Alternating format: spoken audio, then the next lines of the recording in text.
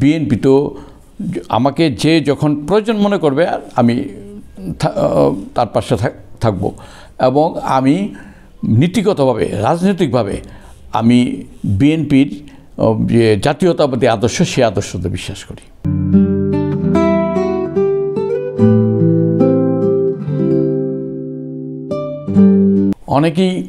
অনেকেই আমাকে বিএনপি নিয়ে প্রশ্ন করে।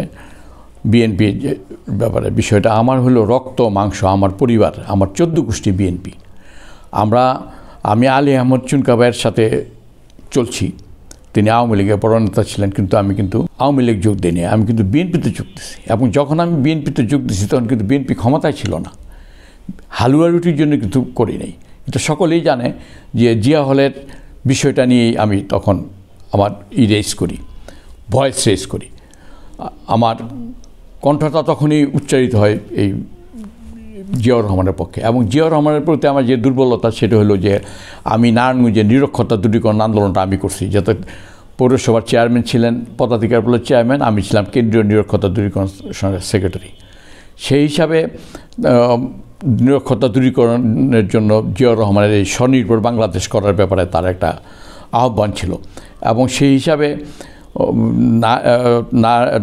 তৎকালীন ঢাকার ডিসি এবং উনি ছিলেন নারায়ণগঞ্জের প্রাক্তন এসডিও ইমাম হোসেন সাহেবের মাধ্যমে ওই সময়ে তিনি যে সম্মেলনটা করছিলেন পার্লামেন্ট ভবনে, সেখানে আমি দাওয়াত পাইছিলাম এবং কথা বলার সুযোগ পাইছি।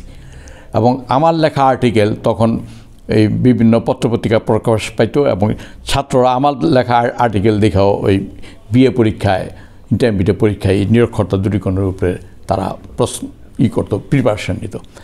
আমি একটা ব্যাপক আলোড়ন সৃষ্টি করছিলাম নিরক্ষরতা দূরীকরণের বিষয়ে। সেই হিসাবে জিয়াউর রহমান স্বনির্ভর বাংলাদেশ করার ব্যাপারে তার যে ভূমিকা ছিল সেটার প্রতি আমি অত্যন্ত শ্রদ্ধাশীল।